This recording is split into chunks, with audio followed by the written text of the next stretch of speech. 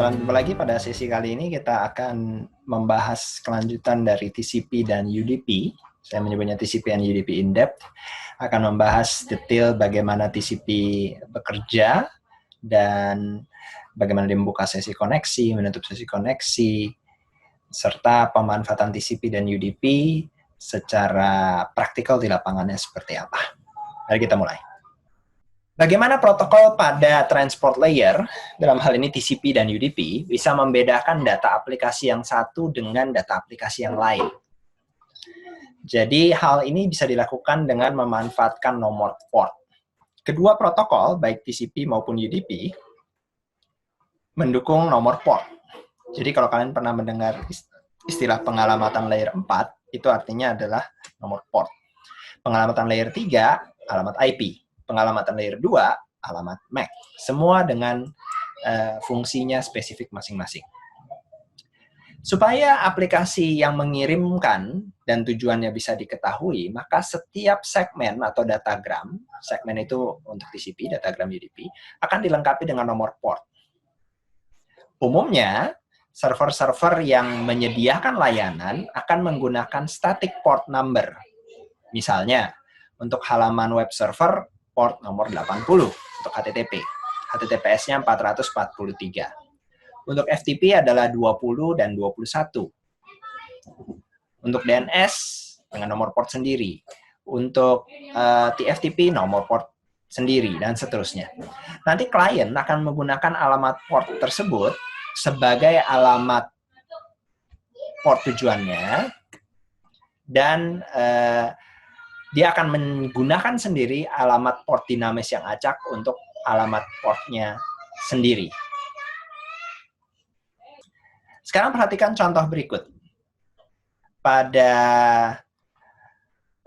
port addressing yang dipertunjukkan pada halaman ini, kita bisa melihat bahwa email menggunakan port nomor 110. HTML menggunakan nomor port 80. Ini HTTP biasa ya, HTTPS 443. Internet chat misalnya menggunakan nomor port 531. Nomor-nomor ini adalah nomor-nomor port tujuan yang akan digunakan dari sisi pengirim. Maksudnya klien mau mengirim ke servernya. Nah, nanti server itu harus membuka port-port ini supaya bisa dihubungi oleh klien-klien yang mau memanfaatkan layanannya. Saya akan gunakan contoh berikut. Katakanlah sebuah server memiliki dua layanan. Layanan FTP di port 80 dan layanan web di port 80. Maka klien yang mau mengakses layanan FTP-nya akan mengirimkan sebuah segmen yang ditujukan ke destination port 21. Ini adalah salah satu port FTP, 20 dan 21, untuk konten FTP.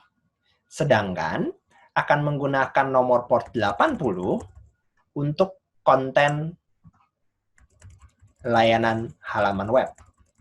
Dengan demikian, saat si server menerima segmen ini, server kemudian dapat memilah, oh yang ini adalah permintaan untuk layanan web. Yang ini adalah permintaan untuk layanan FTP. FTP berjalan di port 21, ini semua dengan konfigurasi standar ya. Sedangkan kliennya sendiri akan memilih nomor port secara dinamis. Misalnya, di sini contoh 1305. Port 80 standarnya untuk HTTP, untuk browsernya dari sisi pengirim menggunakan nomor port yang dinamis juga. Misalnya di sini 1099. Dengan demikian, ada pengkategorian dan pengelompokan port nanti. Untuk saat ini, mari kita pahami dulu, segmen FTP tadi akan dikirimkan dari port 1305 kepada port 21. Kalau dituliskan dengan alamat layer 3-nya, maka dari IP 192.168.1.5 port 1305 kepada alamat IP 192.168.1.7 alamat 21, port 21. Perhatikan, ini adalah alamat layer 3, ini adalah alamat layer 4.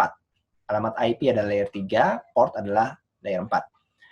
Untuk HTTP akan dikirimkan dari port 1099 kepada port 80. Dengan demikian, sang penerima bisa memilah ini lalu lintas dari sumber yang sama, alamat IP yang sama, tapi ditujukan ke aplikasi yang berbeda. Balasannya nanti dari server akan dibalik. Balasan dari layanan FTP dari alamat IP server port 21 kepada alamat IP klien port 1305. Balasan dari layanan HTTP dari alamat IP server port 80 kepada alamat IP klien port 1099. Supaya lebih paham mendalam, kalian harus juga mengetahui kategori dari port addressing. Jadi oleh Internet Assigned Number Authority, alamat-alamat port tersebut dibagi menjadi 3 kategori besar. Well-known ports dari 0 sampai 1023, ini biasanya dalam tanda kutip sudah dijatahkan untuk layanan-layanan yang sudah ada sejak lama. Registered port dari 1024 sampai 49151, ini biasanya merupakan layanan tambahan yang munculnya belakangan. Perusahaannya mungkin munculnya belakangan, baru mendaftarkan belakangan. Tidak setiap klien akan memiliki layanan tersebut. Misalnya mungkin komputer A menggunakan MySQL server, tapi komputer B tidak menggunakan MySQL server, maka tidak selalu ada gitu ya. Tidak dimasukkan dalam kategori well-known. Dari 1024 sampai 49151, dan yang kategori ketiga adalah dynamic, disebut juga dengan private port, kadang disebut juga dengan ephemeral port, itu dari 49.152 hingga 65.535. Kalau kalian mau detail pembagian portnya bisa dilihat di sini. Nah, ini pembagian pengelompokannya dalam tabel, sama seperti tadi. Nah, kita lihat contohnya sekarang. Protokol TCP yang menggunakan well-known port antara 0 sampai 1023 adalah layanan-layanan yang seperti FTP, Telnet, Simple Mail Transfer Protocol, HTTP, POP3, HTTPS, IRC.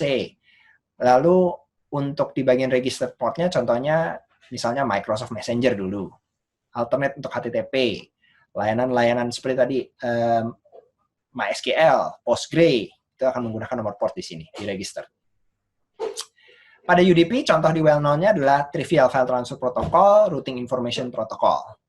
Di bagian registernya ada misalnya untuk autentikasi radius, autentikasi dari Cisco SCCP untuk Voice over Internet Protocol, RTP, Session Initiation Protocol, dan yang lainnya.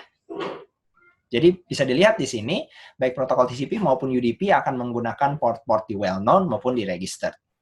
Sedangkan bagian port private atau dynamic port, ini yang biasanya diserahkan kepada aplikasi yang membutuhkan. Jadi sistem operasi akan mengalokasikannya sesuai dengan permintaan. Katakanlah kalian membuka browser Mozilla, diberikan 1 nomor port.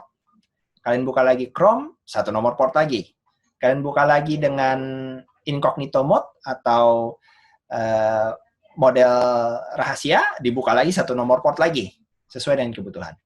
Secara efektif, jumlah total port yang bisa didukung di teknologi komputer kita saat ini adalah 65.536 port.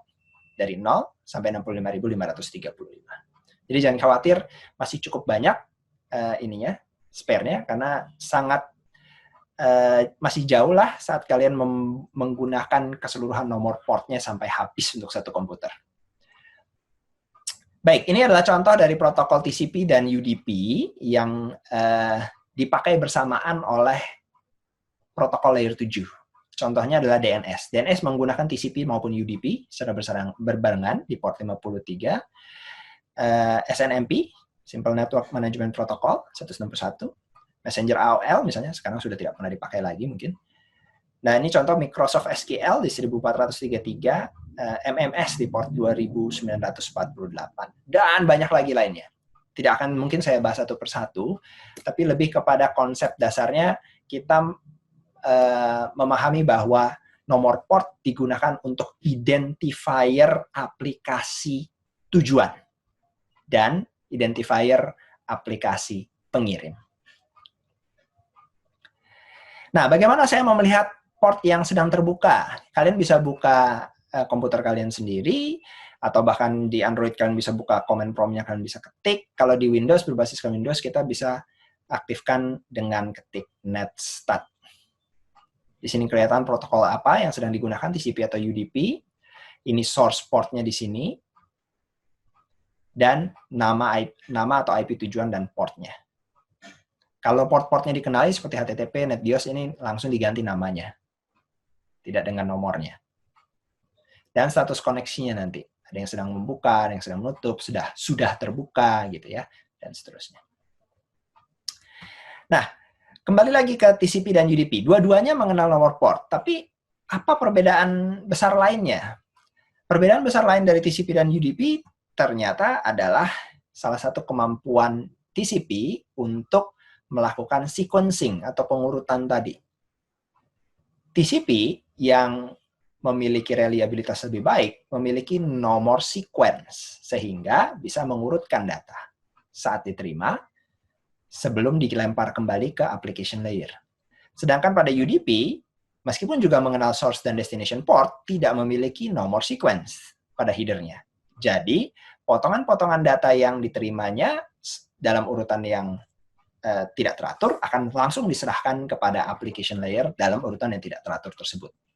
Urusan application layer, kalau application layer-nya masih mau mencoba mengurutkan. Kalaupun tidak, biasanya dianggap hilang, dibuang saja. Maka dari itu, biasanya protokol yang menggunakan UDP, protokol layer 7 yang menggunakan UDP adalah protokol-protokol yang mengirimkan data dalam ukuran kecil-kecil. Contohnya DNS. Karena UDP tidak memberikan nomor pengurutan, sehingga datagram bisa sampai pada urutan berbeda. Oke, sampai di sini saya tahan dulu pertanyaannya, karena saya akan langsung masuk untuk penjelasan cara kerja TCP dan UDP. Baik, ini contoh dari sebuah server yang memberikan dua layanan, HTTP di port 80, SMTP di port 25. SMTP untuk email ya. Jadi klien 1 mengakses layanan HTTP kepada port 80. Source port dari browsernya bebas, dynamic dari penentuan operating system klien 1. Klien 2 meminta layanan SMTP kepada port 25 dan source port dari mail kliennya adalah dynamic di sini 51.152. Di-assign dari operating system klien 2. Dikirim sampai di server gitu ya. Saat sampai di server, kemudian akan dibalas oleh layanan HTTP dan layanan SMTP. Layanan HTTP-nya akan membalas dengan membalik yang tadinya source port menjadi destination, destination menjadi source. Sama halnya dengan yang SMTP, dibalik. Dengan demikian nanti saat sampai di masing-masing klien, bisa diarahkan ke aplikasi yang sesuai. Proses kerja ini juga berlaku sama dengan UDP. Misalnya layanan DNS di port 53 dan radius di port 1812, maka saat mau dikirim, destination portnya adalah alamat 53 dan 1812, source portnya adalah random dari assignment OS masing-masing. Saat diterima di server dan dibalas, maka dibalik juga urutannya. Gitu ya. Nah, saya lanjut sekarang ke bagian TCP session. TCP adalah protokol yang sopan. Kenapa? Karena dia buka sesi koneksi dulu sebelum mengirim data. Sesudah pengirimannya selesai, dia juga akan menutup sesi koneksi. Maka dari itu, TCP sering disebut sebagai connection oriented. Connection oriented. Berorientasi pada koneksi. Bagaimana cara buka dan menutup sesi? Pembukaan sesi koneksi TCP itu disebut dengan three-way handshake pada pembukaannya. Tujuan dari handshake adalah, pertama, memastikan host penerima ada. Karena kalau tidak dibalas-balas, ya berarti hostnya tidak ada. Kedua, memverifikasi host penerima juga servisnya aktif. Tidak hanya hostnya ada, tapi layanan yang dituju juga ada. Begitu dikirimkan permintaan buka sesi koneksi, tidak dibalas, ya berarti kemungkinannya servisnya tidak aktif, atau bahkan hostnya tidak aktif, mengakibatkan ya servisnya juga tidak bisa dihubungi. Yang ketiga, menginformasikan host penerima bahwa siap-siap ada yang mau mengirimkan data ke kamu. Nah, sekaligus sebenarnya tidak terlihat tidak dijelaskan di sini secara detail. Sebenarnya dalam three-way handshake nanti si penerima, calon penerima juga akan memberitahukan kepada pengirim kecepatan kirim yang didukung. Jadi kamu boleh ngirim seberapa cepat dalam satu satuan waktu. Bagaimana membuka three-way handshake? Jadi modelnya adalah sebuah segmen TCP yang berisi headernya ukurannya 20 byte ya. Pada komponen flag-nya, flag di sini ada 6 bit lebarnya. Ingat, setiap bit dalam biner kombinasinya hanya 0 dan 1. Dan di sini akan memiliki kombinasi tertentu untuk mengindikasikan buka sesi koneksi. Kita lihat dulu di sini pada flags di header TCP ada urgent pointer, nilainya 0 atau 1. Acknowledgement 0 atau 1. PSH, push data 0 atau 1. RST, reset connection 0 atau 1. SYN, buka sesi koneksi 0 atau 1, dan FIN, tutup sesi koneksi 0 atau 1. Disebut flag karena memang kombinasinya hanya 0 dan 1. 1 berarti aktif, 0 berarti tidak. Maka saat buka sesi koneksi, ceritanya sebagai berikut. Katakanlah A mau mengirim kepada B data. Sebelum dia mengirimkan datanya, TCP SYN-nya dikirimkan dulu. Jadi A akan mengirimkan sebuah segmen TCP yang pada header-nya akan berisi ini. Flag SYN sama dengan 1. Fokusnya ada di sini ya. Flag SYN sama dengan 1. Nomor sequence sebenarnya bisa dimulai dari angka yang lebih kecil, tapi ini adalah kebebasan dari si sistem operasi, nanti dia mau menentukan nomor berapa. Misalnya 100. Karena ini adalah permintaan buka sesi koneksi, acknowledgement-nya tidak ada, diisi angka 0. Lanjut, pada saat diterima oleh B, B kemudian membalas. Oleh B, dia akan membalas, oke. Pada B, dia akan membalas begini. Sorry, saya kecoret.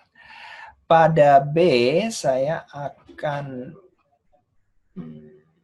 Nah, pada B dia bilang saya balas dengan ACK. Acknowledgement. Ini adalah tanda terima dari SYN. Jadi SYN ACK. Ini adalah tanda terima dari permintaan SYN kamu. Nomor sequence-nya adalah bebas ditentukan oleh B, tapi nomor acknowledgement-nya adalah satu angka lebih tinggi daripada nomor sequence yang dikirimkan A. Karena A mengirim pertama 100, maka di sini 101. Lanjut, diterima oleh A, kemudian A kembali mengirimkan tanda terima. Jadi ini adalah tanda terima dari tanda terima. Begitulah memang kerja TCP, karena menjamin reliabilitas. Karena sesungguhnya saat 2 ini dikirim ke A, selain B menyatakan, oke, saya sudah menerima permintaan buka koneksi kamu, dia juga memberitahukan informasi window size sebenarnya di sini. Jadi informasi ini juga harus ditanda terimakan lagi oleh A. Sehingga A memberikan tanda terima, kali ini hanya acknowledgement saja, dengan nomor sequence 101, satu angka lebih tinggi dibandingkan angka sequence yang pertama, dan acknowledgement number satu angka lebih tinggi daripada angka sequence yang dikirimkan B. Sequence-nya 300, maka di sini 301. Demikianlah kalau itu sudah terjadi, baru disebut ada sesi koneksi antara A dan B. Proses sesi koneksinya, pembukaan sesi koneksinya selesai. Barulah data bisa dikirim. Nah, kita belum akan bahas dulu proses pengiriman datanya. Ini masih kita lihat di sisi buka sesi koneksinya. Secara lengkap kita bisa lihat urutan langkah nomor 1, SYN. Langkah nomor 2, balasannya, SYN acknowledgement. Urutan langkah nomor 3, acknowledgement. Dengan hubungan sequence number dan acknowledgement number yang sudah dijelaskan. Setelah itu dilanjutkan pengiriman data, dan kalau pengiriman datanya sudah selesai, kembali lagi TCP dengan sopan meminta penutupan sesi. Untuk menutup koneksi dibutuhkan 2 kali two-way handshake, dan control flag FIN digunakan. Jadi total ada 4 kali pergantian segmen. Konsepnya seperti ini. A sudah selesai mengirimkan kepada B, dia sudah menganggap saya sudah tidak mau berkomunikasi lagi, dia akan mengirimkan FIN. flag fin-nya 1. Nomor sequence dan acknowledgement number mengikuti aturan yang tadi. Lalu oleh B dijawab, oke, saya dengarkan permintaan putusnya kamu. Karena B juga tidak mau mengirimkan data lagi kepada A, maka B juga mengirimkan sekali lagi fin. Fin-nya 1. Dan kemudian di acknowledgement lagi kembali oleh A. Jadi ada 4 segmen yang bertukaran, barulah sesinya dianggap terputus. Session terminated. Kalau ada mau pengiriman ulang lagi antara A dan B, maka sesinya harus dibuka kembali dari model three-way handshake yang dibahas sebelumnya. Itulah cara kerja TCP. Ya. Dalam saat pengirimannya sendiri, karena dia memiliki sequence number, sekali lagi dia bisa mengurutkan potongan data yang diterima dengan urutan yang tidak teratur. Katakanlah di sini diterima dalam urutan 1, 2, 6, 5, 4, 3, maka bisa diurutkan menjadi lengkap, baru kemudian dikembalikan atau diproses lanjut ke protokol di layer atasnya. Nah, bagian penting yang lain, yang ini terkait dengan pengiriman data. Untuk menjamin data sampai tujuan, maka ada tanda terima. TCP menunggu tanda terima sebelum mengirimkan data lanjutan. Mekanisme resend dan reordering juga dimungkinkan karena ada nomor sequence dan nomor tanda terima. Selanjutnya kita akan sebut dengan SIC dan ACK, SEQ dan ACK.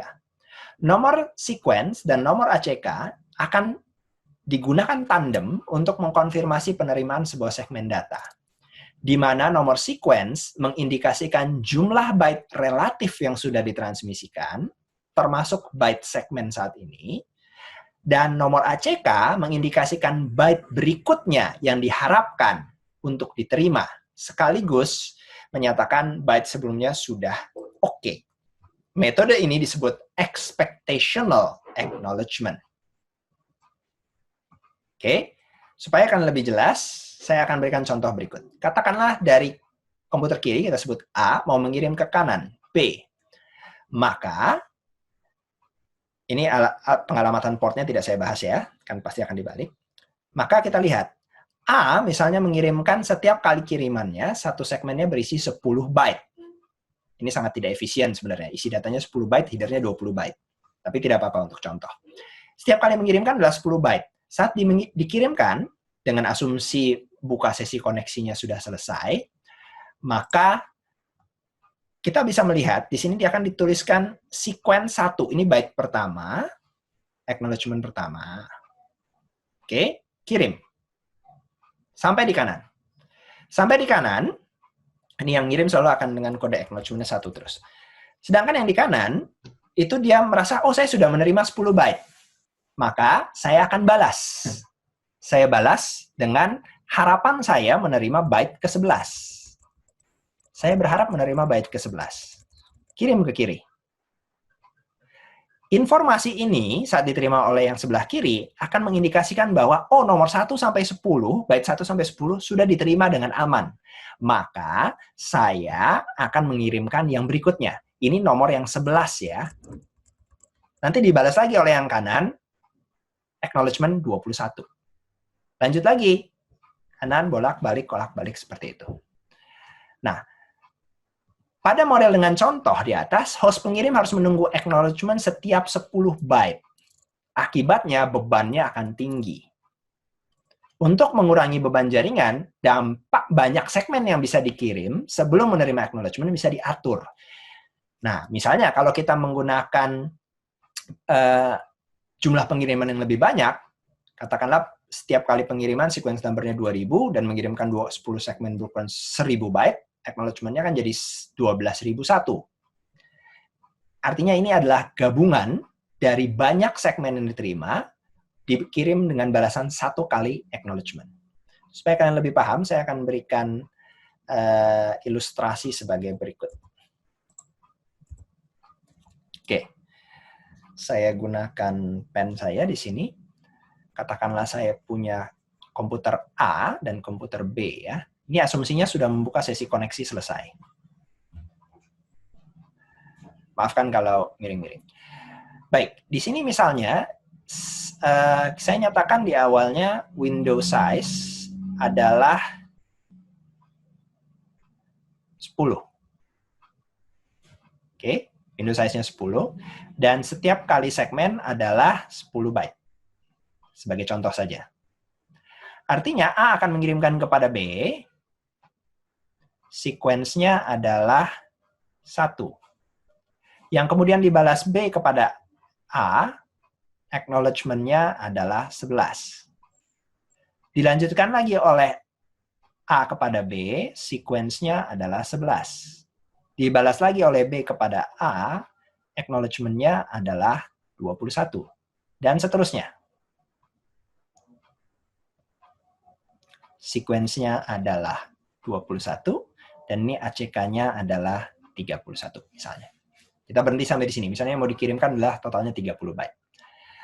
Perhatikan, untuk mengirimkan 30 byte ini, 30 byte, datanya 30 byte ya. Untuk mengirimkan 30 byte ini, diperlukan pertukaran sampai 6 buah segmen. Di mana header dari setiap segmennya adalah 20 byte. Itu artinya, kiriman sequence yang ini, itu adalah 10 byte datanya, ditambah dengan 20 byte. Jadi ini ukurannya 30. Ini 30, ini 30, ini 30. Atau 3 kali 30 byte. Oke. 3 kali 30 byte. Sama dengan 90 byte ya. Dilanjutkan dengan balasan ACK-nya. ACK-nya masing-masing header-nya 20 byte. Isinya tidak ada. Maka 3 kali 20 byte. 60 byte. Total kita mengirimkan yang lewat, transmit itu 150 byte. Hanya untuk mengirimkan data 30 byte. Inilah TCP. Belum lagi kalau kita membicarakan nanti dari sisi latensi. Katakanlah kiriman dari A ke B itu membutuhkan untuk satu sisinya adalah 10 milidetik gitu ya. Dari latensi. Latensinya maka ada 6 kali 10 milisecond. Sama dengan 60 milisecond baru bisa terkirim, terpastikan terkirim bahwa 30 byte ini nyampe di B. Nah, solusi untuk meningkatkan efisiensi adalah diubah window size-nya. Window size itu sebenarnya jumlah data yang boleh dikirim sebelum menunggu acknowledgement. Jadi ini kalau data yang mau dikirim adalah 30 byte, window-nya adalah 30 byte juga, dan setiap kali pengiriman adalah 10 byte, maka yang dilakukan A kepada B adalah begini. Ini sequence pertama 1, sequence berikutnya adalah 10, sequence berikutnya adalah 21. Ini 11, ini 21. Setelah mengirimkan 3 ini, barulah A bilang saya sudah mencapai limit saya, window-nya 30 byte. Saya tunggu. Dan B yang juga menerima, oh saya sudah menerima 30 byte, baru saya berikan satu balasan, yaitu ACK 31. Perhatikan perbedaannya. Ini hanya dengan mengubah window size yang satu 10, yang satu menjadi 30. Yang dikirim adalah 3 kali 30 byte, sama dengan 90 byte. 1, 2, 3 ya. Masing-masing 30 byte, 30 byte, 30 byte. Isinya hanya 10 byte, headernya 20 byte. Lalu ada 1 kali acknowledgement-nya, yaitu 20 byte. Sehingga ukuran yang lewat hanyalah 110 byte. Dari sisi latensinya, dengan asumsi sama, 10 milisecond, maka ini hanya 4 kali 10 milisecond. Hasilnya adalah 40 milisecond. Kira-kira itu adalah cara kerja TCP yang kemudian dioptimasi dengan mengubah window size. Oke? Nah, sampai di sini itu cara kerja dasarnya. Saya belum mencontohkan kalau terjadi kegagalan. Ini saya kosongkan dulu. Bagaimana kalau terjadi kegagalan? kegagalan kirim ya. Maka pada model yang tadi, misalnya ini kirim, ini sequence-nya adalah 1, lalu balas lagi, gitu ya. Ini kemudian kirim lagi, sequence adalah 11. Ternyata yang ini nggak nyampe, gitu kan. Nggak nyampe, ditunggu-tunggu, wah tidak ada acknowledgement dari B, maka dianggap oleh A hilang lagi, akan dikirim lagi. Sequence adalah 11. Jadi kalau terjadi kehilangan, maka ini 11. Maka yang dikirim adalah ya yang dianggap bagian yang hilang tadi. Ini kasih ACK misalnya 21. Saat ini kirim lagi misalnya sequence 21, ACK-nya yang gagal. ACK-nya yang gagal nyampe. Tetap oleh si A, karena dia tidak menerima ACK, dikirim lagi sequence 21. Begitu. Baru nanti ini ACK lagi 31. Ini ACK 21. Itu kalau kita bilang 1 kali kirim, 1 kali balas, 1 kali kirim, 1 kali balas. Kalau kita gunakan model yang dengan window size lebih besar, katakanlah 3 kali kirim, kirim, 1 ACK. Ya. ACK ini yang gagal nyampe, maka otomatis si A terpaksa harus mengirim lagi 3 kali dari posisi yang pertama.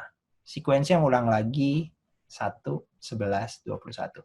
Sehingga kalau terjadi kegagalan pada window size yang besar, potensinya adalah kehilangan seluruh grupnya.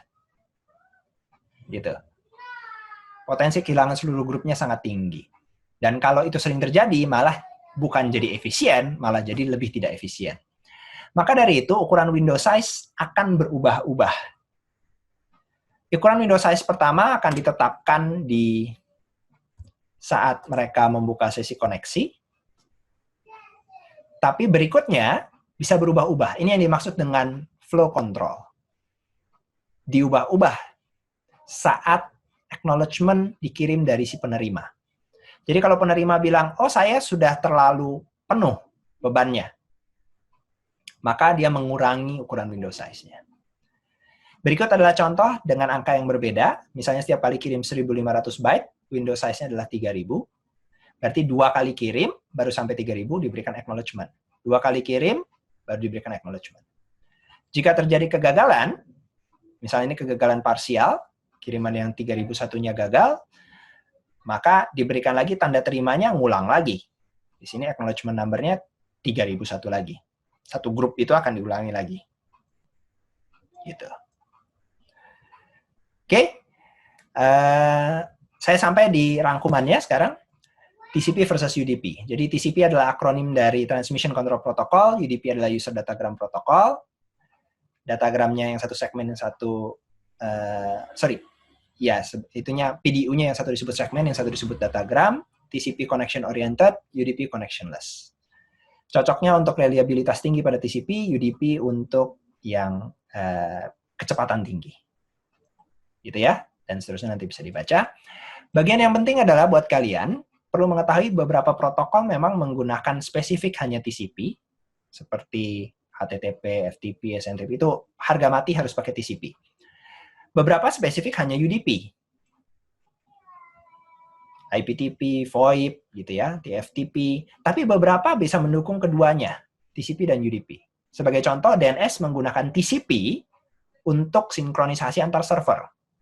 Tapi menggunakan UDP untuk proses permintaan DNS biasa dari klien. Lalu apa pentingnya kalian mengetahui TCP dan UDP? Kalau Anda network administrator, inilah fundamental dasar untuk memahami pengiriman data yang didukung, supaya kalian mengetahui fundamentalnya bisa melakukan langkah-langkah troubleshooting yang tepat, pengamanan yang tepat, konfigurasi yang tepat. Kalau Anda developer, pengembang aplikasi, maka Anda harus bisa menentukan metode mana yang harus saya pakai. Nanti saat kalian programmingnya menentukan saya pakai TCP atau UDP. Kalau bikin game, first person shooter, fast pace, jangan pakai TCP. Pasti gunakan UDP.